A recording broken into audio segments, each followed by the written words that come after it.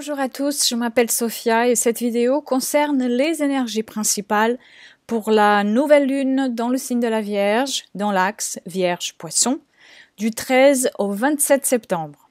Cette pleine lune aura lieu le 13 à 20 degrés du signe de la Vierge à 8h42 heure française. Cette nouvelle lune sera plus fortement ressentie par les signes mutables, deuxième et troisième décan, Vierge et Poisson tout d'abord, et puis Gémeaux et Sagittaire, mais aussi si vous avez des planètes personnelles entre 18 et 22 degrés de ces mêmes signes. Que dire de cette vague émotionnelle qui nous a tous touchés d'une manière ou d'une autre depuis la dernière pleine lune?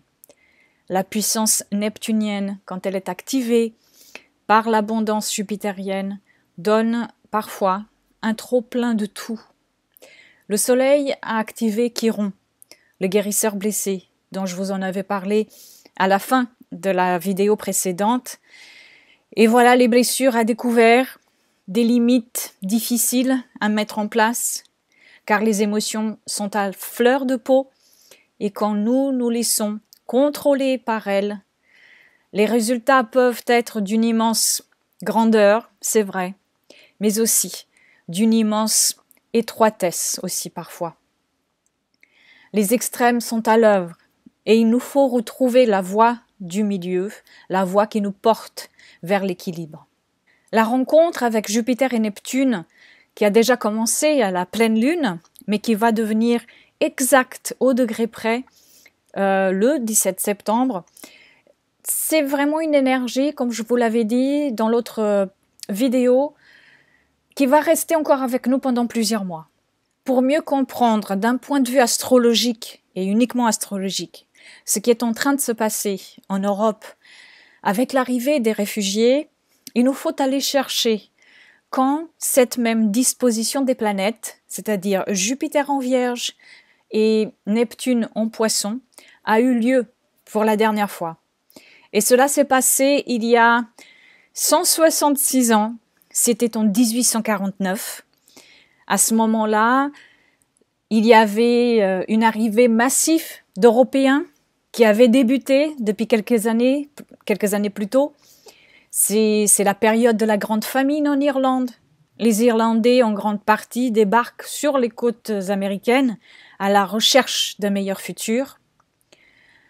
Alors qu'à l'époque, l'arrivée massive des Européens, surtout des Irlandais, aux États-Unis était causée par une famine, elle-même causée par des méthodes agricoles inadéquates, par le champignon mildiou et une politique économique inhumaine.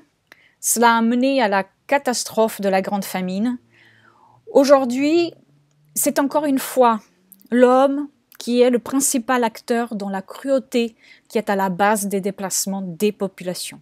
En 1849, l'année même de l'aspect astrologique que nous sommes en train de vivre aujourd'hui, entre Jupiter et Neptune, signalait elle aussi le départ pour la fameuse ruée vers l'or aux États-Unis, qui allait marquer le début de la grande croissance et de la construction de la Californie, grâce aussi, et en grande partie, à tous les immigrés venus du monde entier, Neptune en Poisson.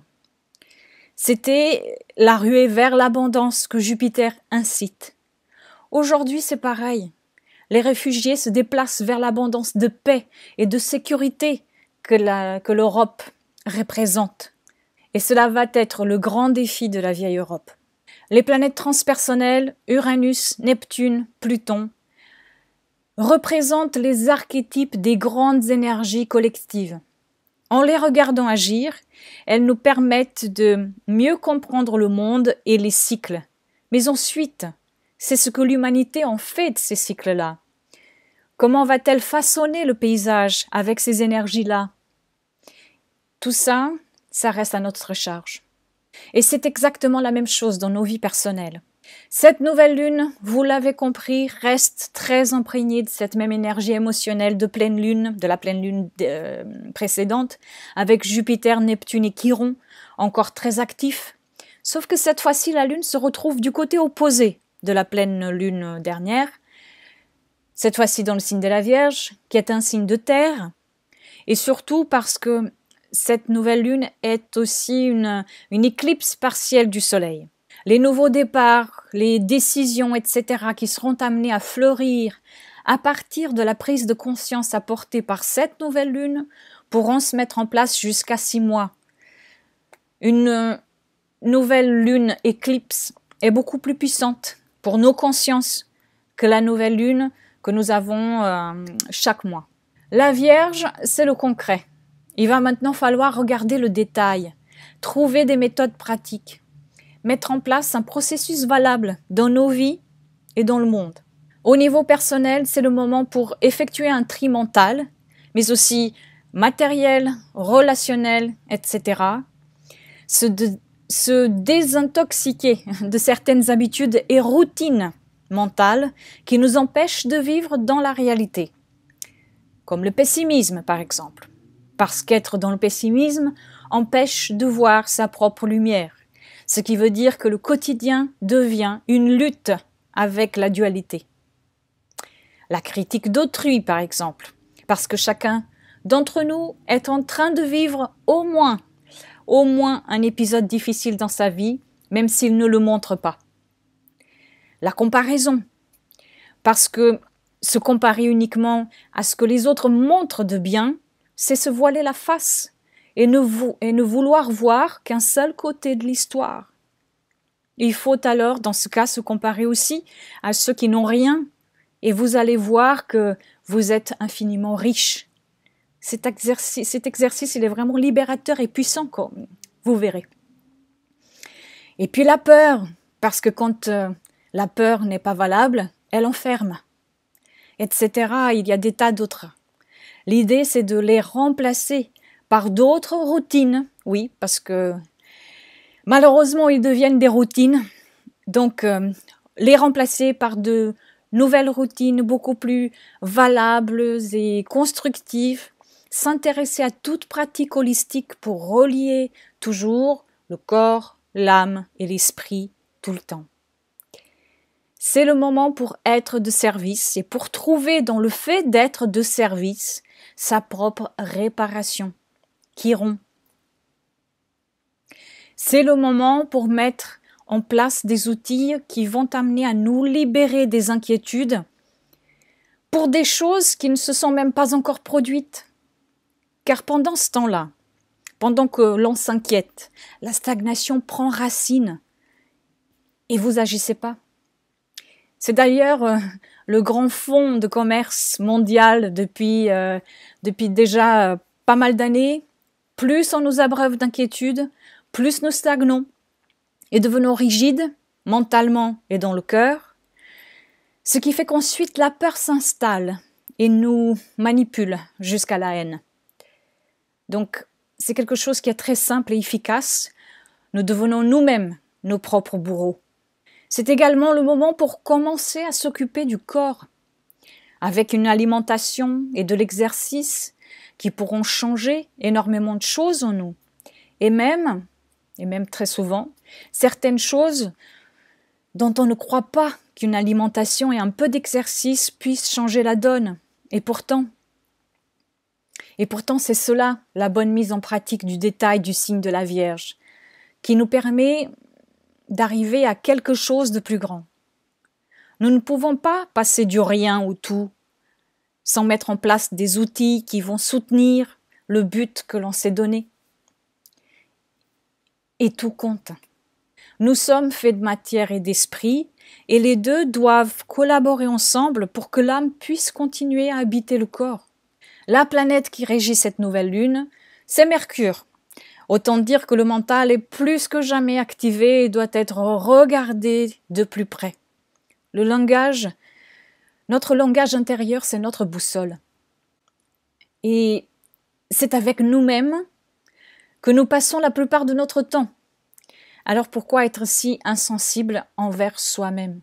Car une chose vraiment certaine, quand on est insensible envers soi, on va l'être aussi envers les autres, ou alors on va le voir nous revenir, projeté dans l'autre. Uranus, planète de l'éveil et du changement, va être en dissonance avec cette nouvelle lune. Uranus est en bélier depuis des années. en train de nous redonner notre pouvoir personnel, que certains sont encore dans la peur d'acquérir, que d'autres se sont accaparés de manière brutale, et que d'autres encore, en essayant de faire au mieux et sans se laisser paralyser par la peur, avancent petit à petit sans résister au changement. Donc nous allons avoir ici un quinconce, c'est un aspect d'ajustement à trouver entre l'action d'un côté, le vouloir faire parfois même impulsivement, le feu de bélier, et de l'autre côté, la stabilité et l'analyse de ce qui se fait, représenté par la terre de la Vierge. C'est le choix entre le faire et soutenir, entre initier et stabiliser. Cet aspect sera plus fortement ressenti par ceux qui ont des planètes entre 18 et 21 degrés du Bélier ou de la Vierge. Mercure, la planète qui gouverne la Vierge, est déjà en train de préparer le terrain pour sa rétrogradation. Sa rétrogradation apparente, bien sûr, parce que les planètes dans le ciel ne marchent pas en arrière. Je profite d'ailleurs de cette vidéo car je reçois souvent des mails ou des commentaires me disant « Mais vous savez que les planètes ne rétrogradent pas ?» Je profite donc pour dire que oui, bien sûr que je le sais, et pour rappeler, s'il le faut encore, que l'astrologie, surtout l'astrologie occidentale, est un langage symbolique de la compréhension du monde. Ce qui est en haut est en bas. Voilà, je ferme les parenthèses. Donc Mercure va entrer en rétrogradation le 17, tout de suite après l'opposition de Jupiter à Neptune, et juste avant l'entrée de Saturne dans le signe du Sagittaire. Donc vous avez compris, le 17 et le 18 septembre seront des jours très importants car ils vont être porteurs de changements à venir. Tout d'abord, Mercure rétrograde entre le 17 septembre et le 10 octobre. Et cette période est toujours un moment de reconnexion intérieure, d'être plus conscient de nos actes et nos pensées, de revoir, refaire, recentrer, rechercher, réévaluer, renégocier, etc. Tout ce qui doit l'être. Ce n'est pas un moment pour s'arrêter de faire ce qu'il y a à faire. J'entends parfois un peu trop de fatalisme lié à cette belle période qui nous revient 3 ou 4 fois dans l'année. Imaginez si nous devrions nous arrêter à chaque fois pendant 3 semaines, 3 ou 4 fois par an. C'est pas possible. C'est une belle période qui ne doit pas être vécue dans la peur. Encore une fois, nous sommes très très doués pour ça aussi. Donc il faut être attentif à ce qui se déroule, oui, devant nous. C'est aussi une période pour assimiler ce qui s'est passé depuis la dernière rétrogradation de Mercure. C'est un moment pour porter son attention sur le présent, sur notre façon de communiquer avec les autres et notre façon de communiquer avec nous-mêmes.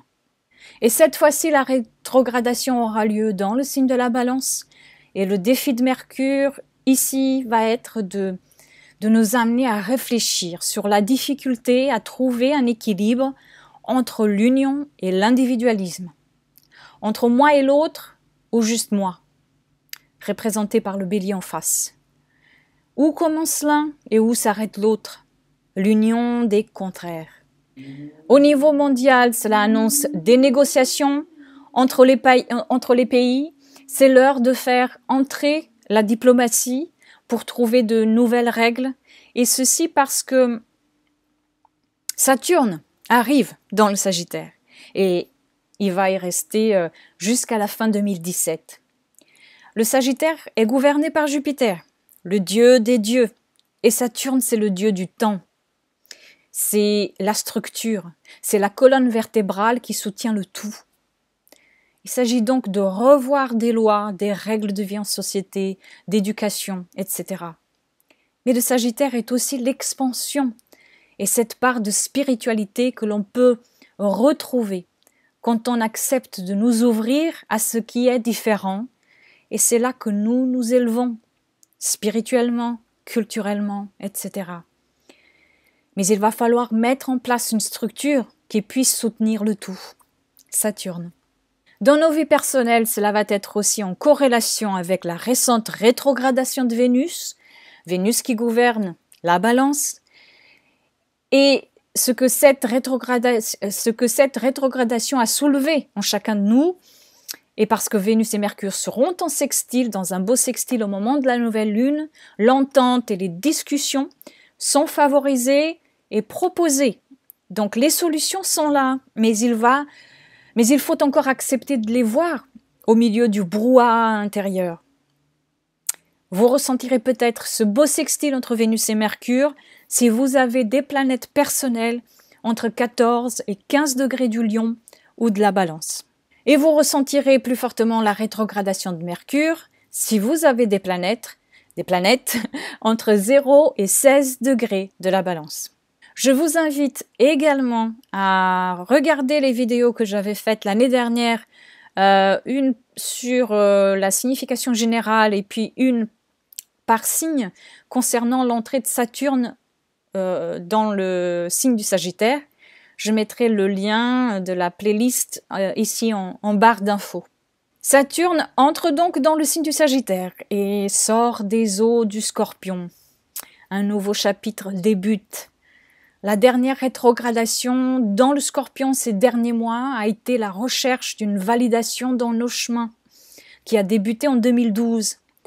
Sommes-nous véritablement prêts à lâcher, à nous détacher de ce qui nous encombre, que ce soit à l'intérieur de nous, que ce soit à l'extérieur de nous, et à le transformer et reprendre ailleurs ou autrement. Et puis Vénus refait le beau trigone à Uranus le 23 septembre. Ce trigone a déjà eu lieu le 29 juin et le 19 août, donc il se peut que ce qui était à l'ordre du jour à ces moments-là revienne pour trouver acceptation.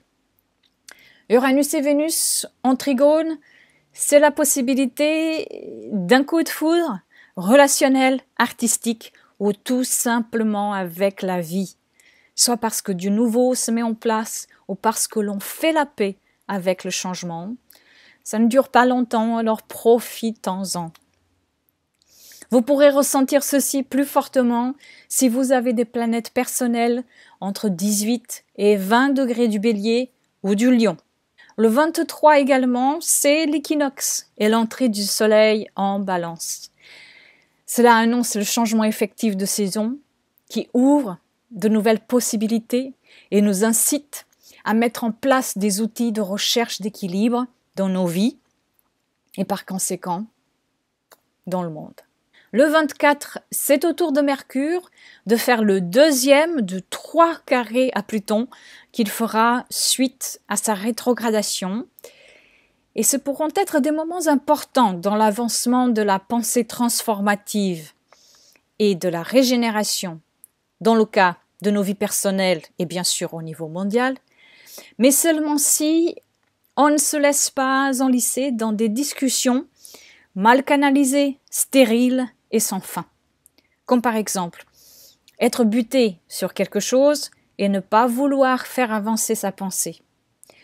Ou alors voir qu'un changement sur lequel on n'a pas de maîtrise se profile à l'horizon dans un domaine de nos vies et vouloir lutter contre lui. C'est la même chose au niveau mondial.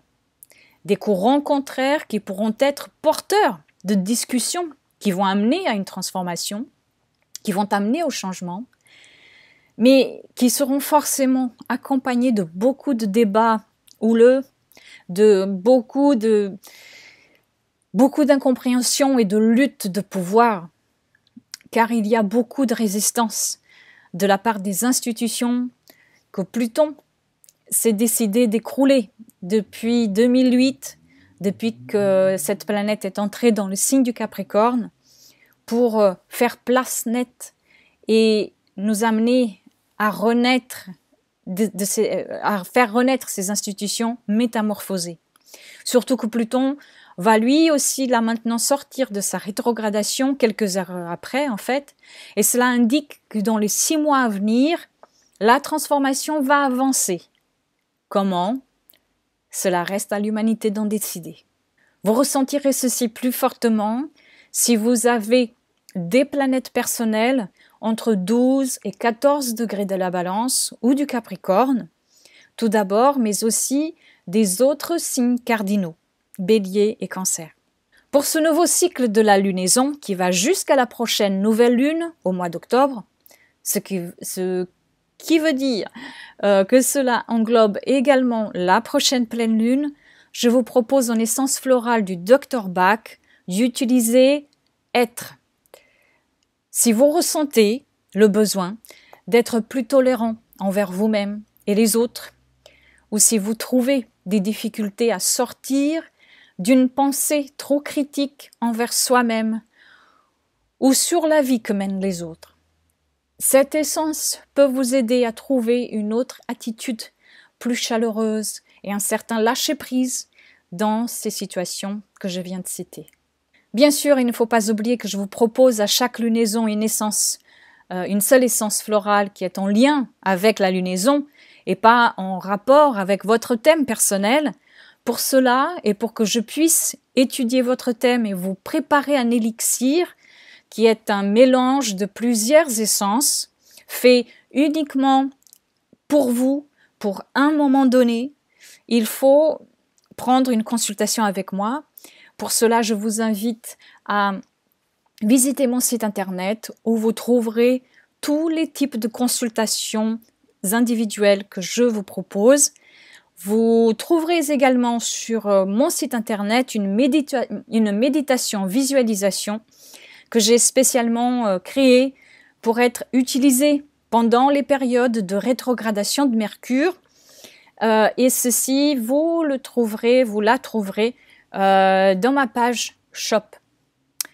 Voilà, je vous remercie vraiment énormément d'avoir écouté cette vidéo. Je vous remercie pour tous vos commentaires, messages et tous vos partages. Si vous trouvez que cette vidéo peut intéresser quelqu'un de votre entourage ou sur vos réseaux sociaux, partagez-la. Je vous remercie, je vous souhaite une magnifique nouvelle lune et je vous dis à très bientôt.